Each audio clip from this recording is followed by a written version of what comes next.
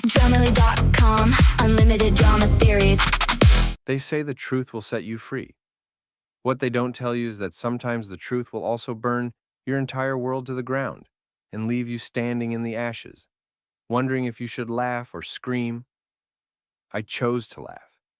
Dark, bitter laughter that echoed through my empty house as I watched my fiancé of 3 years destroy everything we'd built together in a grainy hotel room video that her own best friend had just sent me. My name is Nathan Callahan, and I'm a 38-year-old IT consultant who thought he knew everything about the woman he was supposed to marry in exactly 1 week. Sienna Sutherland was everything I thought I wanted: stunning, ambitious, from a good family, and smart enough to keep me on my toes. We'd been together for 3 years, engaged for 8 months, and I'd spent the last 6 weeks running around like a maniac, making sure every detail of our wedding was perfect.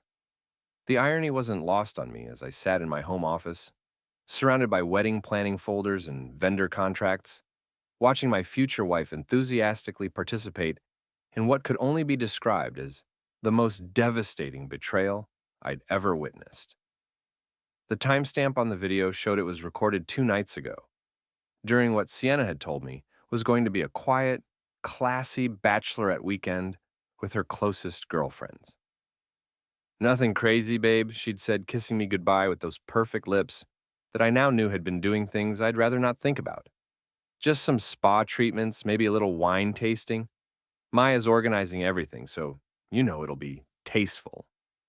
Maya Chen had indeed organized everything, including apparently the documentation of my fiancé's complete moral collapse.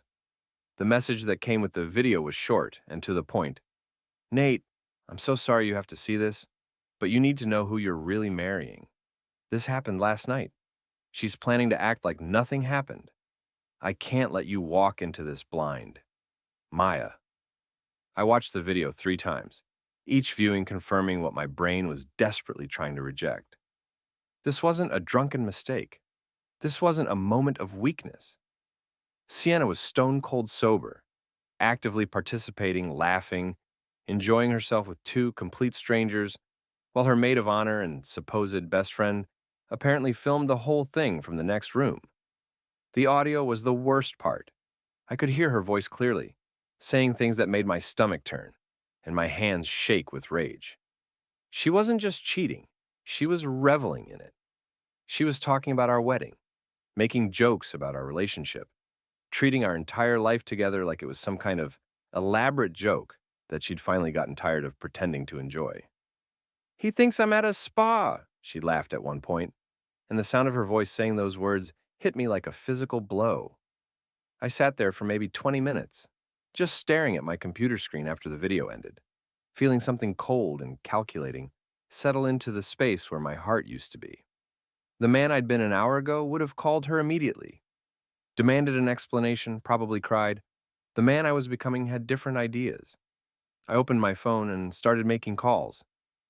"Sunset Manor Events, this is Jennifer. How can I help you?" "Hi, Jennifer. This is Nathan Callahan. I need to cancel my wedding reception scheduled for next Saturday." "Oh my goodness, Mr. Callahan. Is everything all right? That's such short notice." "Everything's fine. I just need to cancel. All of it. The reception, the ceremony setup, the catering, everything. Sir, I have to inform you that with less than a week's notice, we won't be able to refund your deposit, and you'll still be responsible for, I understand, cancel it all anyway." I hung up and dialed the next number, then the next. Florist, photographer, DJ, caterer, officiant. One by one, I systematically dismantled what was supposed to be the happiest day of our lives. With each call, I felt a little more of my old self disappear and something harder take its place. The vendors were all shocked, apologetic, concerned. A few tried to talk me out of it, suggesting cold feet or pre-wedding jitters. I let them think whatever they wanted. The truth would come out soon enough. By the time I finished the last call, it was almost midnight. Sienna wouldn't be back until tomorrow evening, which gave me plenty of time to prepare for the conversation we were going to have. But first, there was one more call I needed to make. I scrolled through my contacts until I found Patricia Sutherland, Sienna's mother. Patricia was old Seattle money, the kind of woman who'd never worked a day in her life, but somehow managed to look down on everyone who had. She'd tolerated me because I made good money and treated her daughter well. But I'd always suspected she thought Sienna was settling. Well, Patricia was about to find out exactly what kind of daughter she'd raised. I attached the video to a text message and typed, "Patricia, this is why there won't be a wedding next Saturday. Your daughter recorded this 2 nights ago at her bachelorette party. I thought you should know what kind of woman you raised before you have to explain to your friends why the wedding was canceled." I hit send before I could second guess myself. My phone started ringing within 5 minutes. I let it go to voicemail. Then it rang again. And again. After the fourth call, I turned it off completely. I poured myself 3 fingers of bourbon and sat back in my chair, feeling something that might have been satisfaction if it weren't mixed with so much rage. Tomorrow was going to be interesting. I woke up the next morning feeling like I'd been hit by a truck, but my resolve hadn't wavered. If anything, a night's sleep had crystallized my anger into something cold and purposeful. I made coffee, checked my email, and turned my phone back on to find 37 missed calls and 62 text messages. Most were from Sienna's family. Patricia had apparently shared the video with her husband George, who'd then called me 6 times between midnight and 3 a.m. The text messages ranged from Patricia's initial shock and horror to George's barely controlled rage to what appeared to be a complete family meltdown happening in real time via group text. There were also several messages from Maya, asking if I was okay and if I'd received her video. A few from my sister Jenna, who'd apparently heard through the grapevine that something was wrong. And 17 increasingly frantic messages from Sienna herself, who'd clearly been contacted by her parents and was now desperately trying to do damage control from 300 miles away. Her messages started confused. "Babe, my mom is calling me crying and won't tell me what's wrong. What happened?" Then concerned, "Nate, please call me back. Mom said something about the wedding being canceled. What's going on?" Then panicked, "Nate, please answer your phone. I don't know what my parents told you, but whatever it is, we can work it out. Please don't do anything crazy." And finally, desperate, "I know you saw the video. Maya told me. It's not what it looks like. I can explain everything. Please, just wait until I get home. Don't make any decisions until we can talk face to face. I love you." I deleted all of her messages without responding and called my sister. "Jesus Christ, Nate, what the hell's going on?" Jenna answered on the first ring. "Patricia Sutherland called the bar looking for you at 7 this morning. She sounded like someone had died." "Someone did," I said. "The man I used to be." "What are you talking about?" I told her everything. Jenna listened without interrupting, which was unusual for her. When I finished, there was a long silence. "Holy shit," she finally said. "I never liked that pretentious bitch. But this is next level. What are you going to do?" "I'm going to let her come home and try to explain herself, and then I'm going to destroy her." "Good," Jenna said without hesitation. "You need help?" "Not yet, but I might. Call me when you do, and Nate, I'm proud of you for not just rolling over and taking it. A lot of guys would have." After I hung up with Jenna, I called Maya. She answered immediately. "Nate, thank God. How are you holding up?" "I've been better. Thank you for sending me that video. I know it couldn't have been easy." "It wasn't, but I couldn't let you marry her without knowing. She made me promise not to tell you. Said it was just pre-wedding jitters and would never happen again. But Nate, she wasn't drunk. She wasn't coerced. She planned this. She told those guys she was getting married next week and that this was her last chance to have some real fun."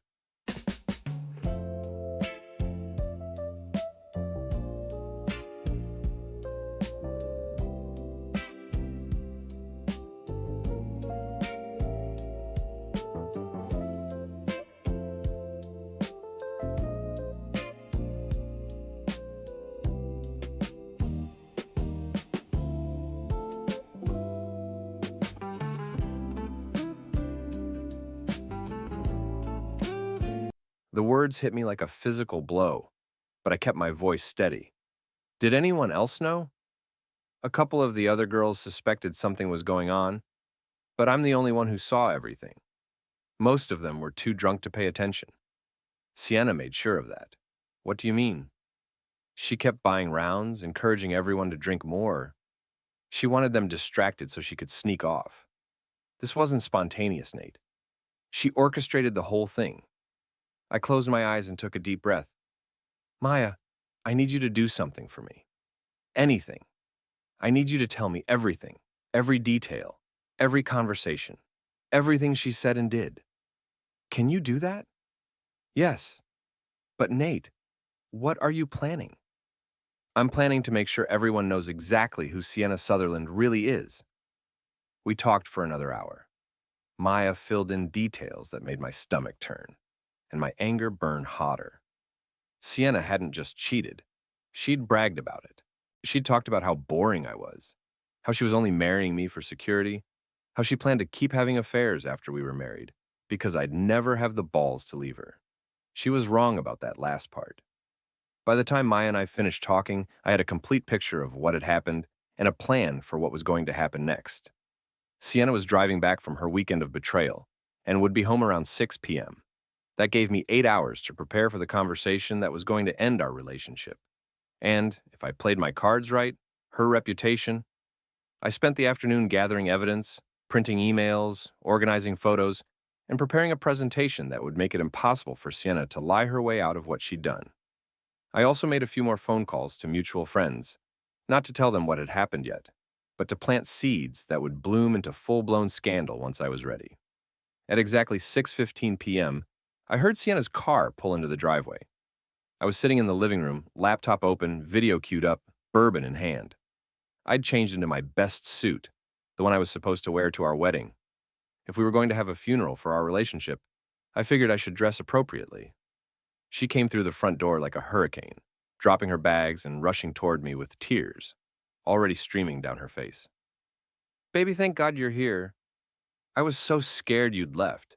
We need to talk about— Sit down, Sienna. Something in my voice stopped her mid-sentence. She looked at me, really looked at me, and I saw the moment she realized that the man she'd left 3 days ago was gone. Nate, please, let me explain. Sit down. She sat. I turned the laptop screen toward her and hit play. Let's start with this, I said. And then you can explain to me exactly how this isn't what it looks like. Watching Sienna watch herself on that video was almost worth the pain she'd caused me. Almost. Her face went through a series of expressions that would have been comical if they weren't so pathetic. Shock, denial, panic, and finally, a calculating look that told me she was trying to figure out how to spin this in her favor. Nate, I can explain— Explain what? I cut her off. Explain how you accidentally ended up naked with 2 strangers. Explain how you accidentally told them you were getting married next week, and this was your last chance for real fun. Explain how you accidentally bragged about how boring your fiancé is. Her mouth opened and closed like a fish gasping for air. You don't understand. I was drunk. I wasn't thinking clearly. Maya says you were stone sober. She says you orchestrated the whole thing. Made sure the other girls were too drunk to notice while you snuck off for your little adventure. Maya's lying. She's always been jealous of us, of what we have. She probably set this whole thing up to break us apart. I laughed, and the sound was ugly even to my own ears. Maya's the one who filmed it, Sienna. Maya's the one who sent it to me because she couldn't stand to watch me marry someone who thinks so little of me that she'd cheat on me 3 days before our wedding. It didn't mean anything. It was just physical. Just one last time before I settled down. Lots of people do things like this before they get married. Do they? I stood up and walked to the window, looking out at the street where we'd planned to build our life together. Do they also talk about how they're only marrying their fiancé for security? Do they plan to keep cheating after the wedding because their husband will never have the balls to leave them? The silence behind me was deafening. When I turned around, Sienna's face had gone white. Maya told you everything, she whispered. Everything. Including the part where you said I was too weak to ever stand up to you. Too pathetic to ever call off the wedding even if I found out what you'd done. Nate, please. You were wrong about that. I walked back to the couch and sat down across from her. The wedding's already canceled. All of it. Venue, catering, flowers, music, everything. You can't do that. We'll lose all the deposits. Already lost them. Turns out I don't care about money as much as I care about not marrying a cheating whore. She flinched like I'd slapped her. Don't call me that. What would you prefer? Adulterer? Slut? Faithless bitch? I'm open to suggestions. Tears were streaming down her face now, but I felt nothing. No sympathy, no regret, no desire to comfort her. The woman I'd loved was gone, replaced by this pathetic creature who thought she could lie and manipulate her way out of the consequences of her choices. What about your parents? I asked conversationally. Have you talked to them yet? They won't answer my calls. Mom just keeps texting that she's ashamed of me and needs time to process what I've done. That's probably because I sent them the video, along with a detailed explanation of what their precious daughter really thinks about the man she was planning to marry. Sienna's face crumpled. Since when do you carry men's cologne to the gym? It's my trainer's. He left it. Your trainer keeps his Watch more on Grammarly.com. You sent them the video? Nate, how could you do that to me? How could I do that to you?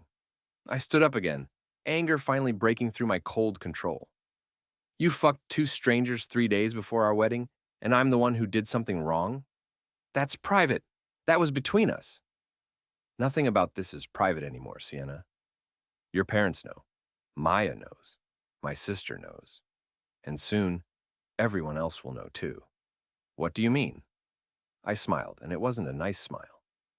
I mean that you're about to learn what real consequences look like. You thought you could do whatever you wanted, and I'd just take it because I'm too weak to fight back. You were wrong. Nate, please. I know I made a mistake, but we can work through this. We love each other. We can go to counseling. We don't love each other, I said quietly. You love what I represent. Security. Stability. A safe backup plan while you go out and have your real fun with other men. And I loved someone who doesn't exist. The woman I thought you were would never have done what you did. I can change. I can be the woman you thought I was. No, you can't, because that woman was never real. You've been lying to me for 3 years, and the only reason you're sorry now is because you got caught. I walked to the front door and opened it. Get out. This is my house too. No, it's not. It's my house. Your name isn't on the deed, the mortgage, or any of the utilities. Legally, you're just a guest who's overstayed her welcome. You can't just throw me out. Where am I supposed to go? I don't care. Go back to your new friends. Go to your parents' house, assuming they'll still have you. Go to Maya's place and beg her forgiveness for dragging her into your mess.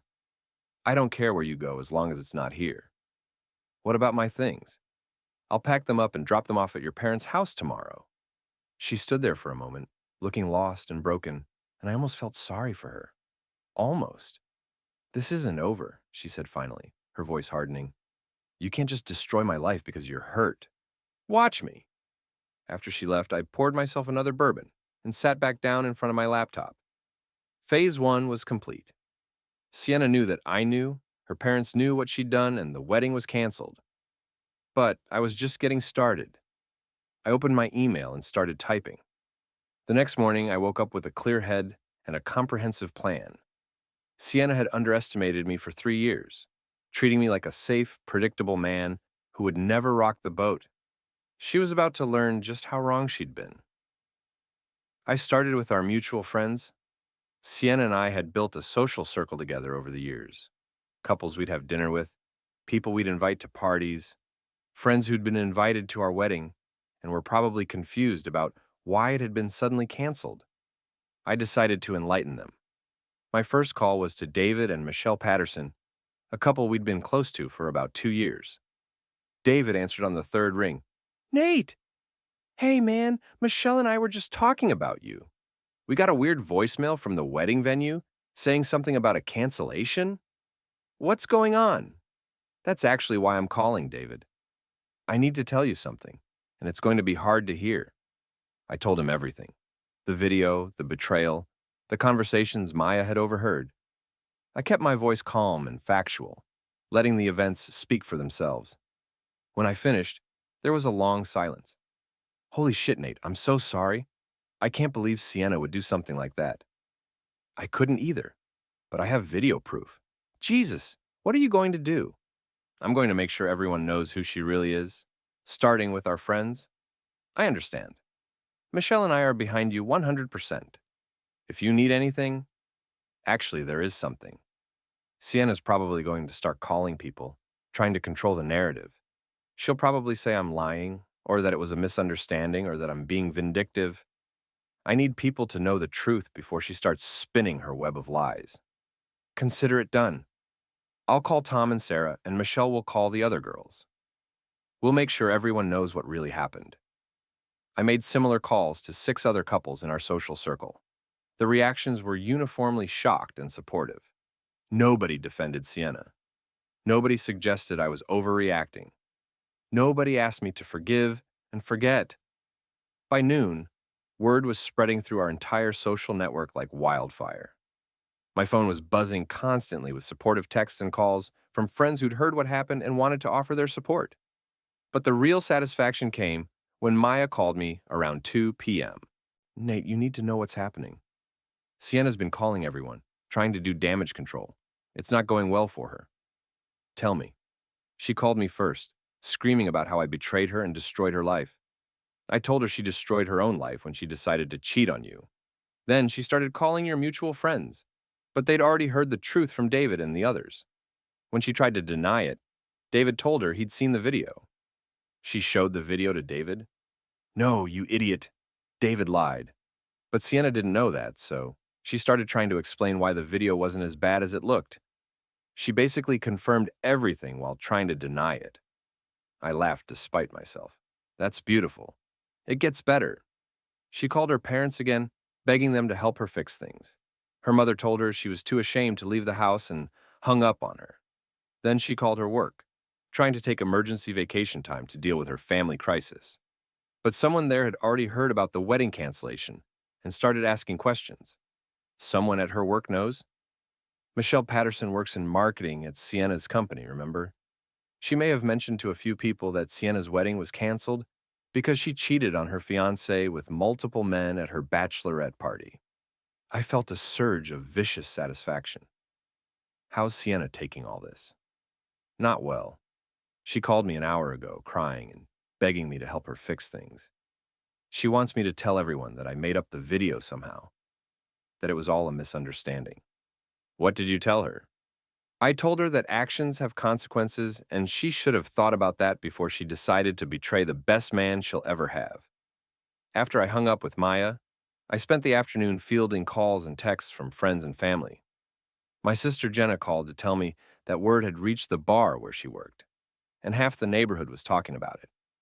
My parents called from Florida to offer their support and ask if I needed them to fly back for emotional support. But the call that surprised me the most came around 5 p.m. from George Sutherland, Sienna's father. Nathan, this is George. I hope you don't mind me calling. Not at all, Mr. Sutherland. I wanted to apologize to you personally for my daughter's behavior. Patricia and I are horrified by what she did. We raised her better than this, and we're ashamed that she would treat you so poorly. I appreciate that, sir. I also wanted you to know that Patricia and I support your decision to cancel the wedding. We would have done the same thing in your position. Thank you. That means a lot. There's something else. Sienna came by the house today, begging us to help her win you back. She seems to think this is all just a misunderstanding that can be fixed with the right apology. It's not. I know. And I told her that. I also told her that she's not welcome in our house until she takes full responsibility for what she's done and makes genuine amends. Not just to you, but to everyone she's hurt with her selfishness. How did she take that? Not well. She accused us of choosing you over our own daughter. I told her that we're choosing right over wrong, and what she did was unequivocally wrong. After George hung up, I sat in my kitchen, feeling something I hadn't felt since this whole nightmare began. Hope. Not hope that Sienna and I could work things out, that ship had sailed and sunk, but hope that I could rebuild my life without the toxic influence of someone who'd never really loved me. My phone buzzed with a text from an unknown number. When I opened it, I saw a message from Sienna. We need to talk. Meet me at Rosario's at 8 p.m. Please, I can fix this. Rosario's was the Italian restaurant where we'd had our first date.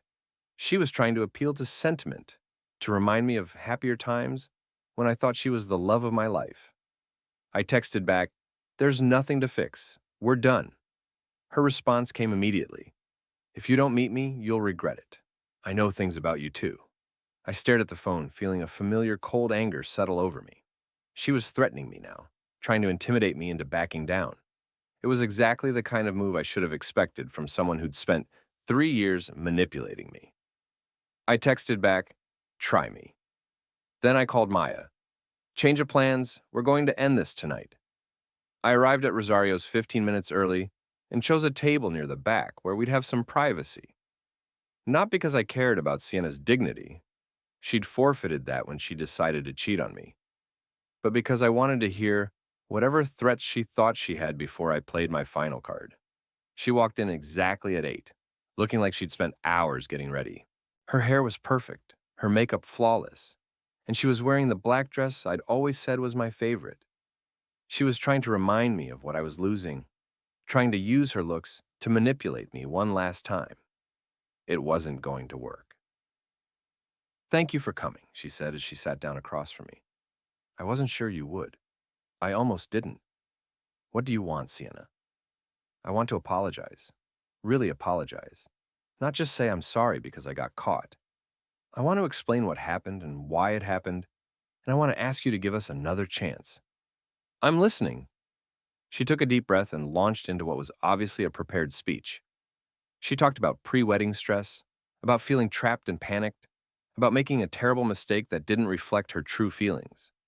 She cried at the right moments, reached for my hand across the table, told me she loved me and couldn't imagine her life without me.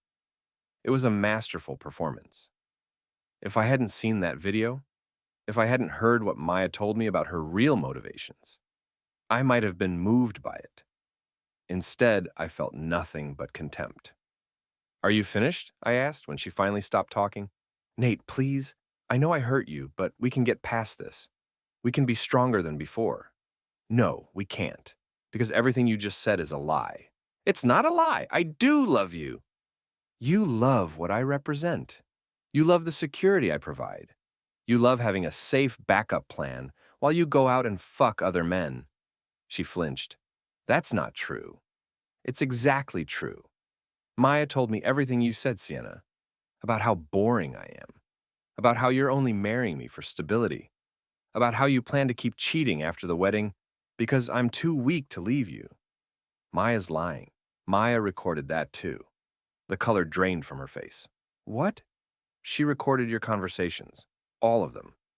I have audio of you talking about how pathetic I am, how easy I am to manipulate, how you're looking forward to having affairs while I'm at home playing the devoted husband. You're bluffing." I pulled out my phone and played a 30-second clip of Sienna's voice, saying things that made her look like a sociopath. Her face went white as she listened to herself describing me as a useful idiot who'll never have the balls to leave me. "Stop," she whispered. "This is who you really are, Sienna. Not the woman sitting across from me trying to manipulate me with tears and apologies, but the woman on this recording who thinks I'm too stupid and weak to see through her lies. Nate, please. You said you had information about me. Something that would make me regret not backing down. I'm curious what you think you know about me that's worse than what I know about you." She straightened up, and I saw a flash of the real Sienna, cold, calculating, vicious. "I know about the money you've been skimming from your consulting clients. I know about the fake invoices and the inflated expenses. I could destroy your career with one phone call." I laughed, actually laughed. "Is that your big threat? You're going to accuse me of embezzling? I have proof." "No, you don't, because I've never stolen a penny from anyone. But even if you did have proof, even if you could somehow destroy my career, what do you think that would accomplish? Do you think I'd come crawling back to you if you ruined my professional life? I think you'd realize that leaving me would cost you more than staying with me." And there it is. The real Sienna. Not the crying, apologetic woman who walked in here, but the manipulative bitch who thinks she can threaten and blackmail her way out of the consequences of her actions. "Don't call me a bitch. I'll call you whatever I want. You lost the right to dictate my behavior when you decided to cheat on me." I stood up and dropped a 20 on the table. "This conversation is over. We're over. And if you try to spread lies about me or interfere with my life in any way, I'll make sure everyone in Seattle sees that video and hears those recordings. You wouldn't dare. Try me. I walked away without looking back, feeling lighter than I had in days. Phase 2 was complete. Sienna had shown her true colors one last time, confirming everything I'd suspected about her character, and I'd made it clear that I wasn't going to be intimidated or manipulated. But I wasn't done yet. When I got home, I called Maya. "It's time for Phase 3. What do you need me to do?" "Remember how you said some of Sienna's co-workers were asking questions about the wedding cancellation?" "Yeah, Michelle really stirred the pot over there." "Good. I want you to call Michelle and ask her to set up a meeting with Sienna's boss. I have some information about Sienna's recent behavior that her company might find interesting." "Nate, what are you planning?" "I'm planning to make sure Sienna learns that actions have consequences. All actions." The next morning, I had a very interesting conversation with Robert Chen, the VP of marketing at Sienna's company. It turned out that Sienna had been using company resources to plan her bachelorette party, including booking the hotel room where she'd cheated on me. She'd also been padding her expense reports from business trips, claiming meals and entertainment that never happened. I didn't have to lie or exaggerate.